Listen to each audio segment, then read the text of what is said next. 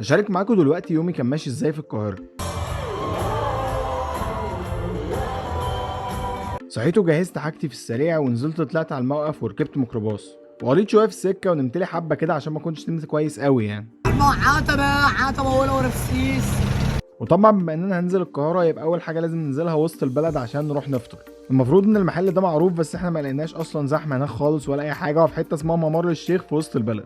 بعدين طلعنا على طول بقى على العبد عشان نجيب ايس كريم ودونتس، ورحت اصلي بس للاسف مكان الوضوء كان مقفول، فنزلت اتوضيت عند ميكانيكي في الشارع وصليت الظهر بقى والعصر جامع تقديم مع بعض، ونزلنا بعدها ركبنا مترو. يلا يلا يا ياسر سمع عمو. الله الله، برافو يا حبيبي، برافو يا حبيبي. وركبنا بعدها العربيه دي عشان توصلنا متحف الحضاره، وهناك الطالب ب 30 جنيه بس الاستودنت ب 100 جنيه، فناخد بالنا يا اخوانا والنبي.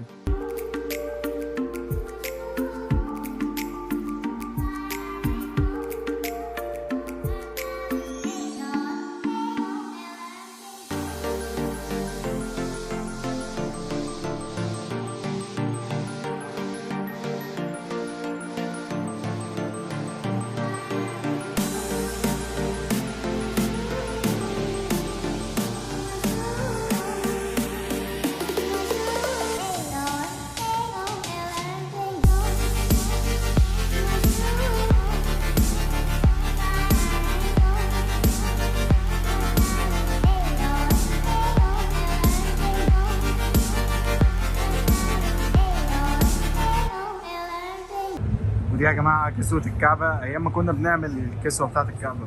What is the difference between India civilization and Egypt civilization? What is the difference? والدوناتس دي كنا جايبينها من العبد بس الزمن جه عليها شويتين كده، وركبنا تاني مترو عشان نطلع بقى على الزمالك، فنزلنا الاوبرا بعدين خدنا تاكسي، وقبل ما نروح ناكل عدينا على قصر عيشه فهمي يعني كده ناخد لنا كام صوره. بعدين رحنا ناكل في المطعم ده، الاكل كان حلو بس البطاطس الجبنه اللي عليها كانت غريبه شويه والبرجر ما كانش جوسي قوي. بعدين غيرت ورحنا نشرب قهوه في كافيه اصلا كان غريب، ودفعت 27 جنيه في قهوه سنجل وكان طعمها وحش اصلا. شكرا يا دنيا. بعدين طلعنا على حفله مسار.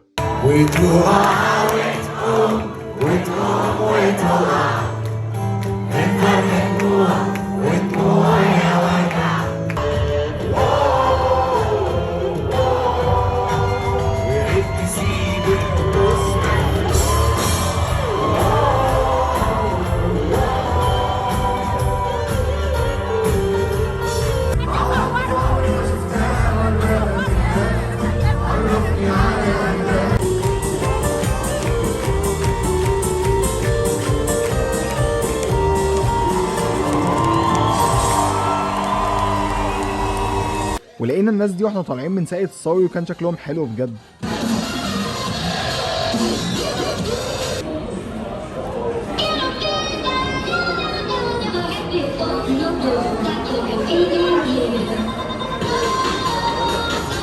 وكتفاصيل يعني عدينا بقى على دانكن، كنا هنجيب كل واحد واحده ب 15 جنيه بس جبنا عرض ب 45 جنيه كل واحد، توفير يعني. بعدين رحنا رمسيس عشان نروح، كان يوم حلو بجد بس رجعت مقتول. ولو الفيديو عجبكم ما تنسوش تعملوا لايك، وهتلاقوا الانستجرام بتاعي موجود تحت لو حابين تتابعوني هناك. ايه ده البتاع دي لسه بتنور.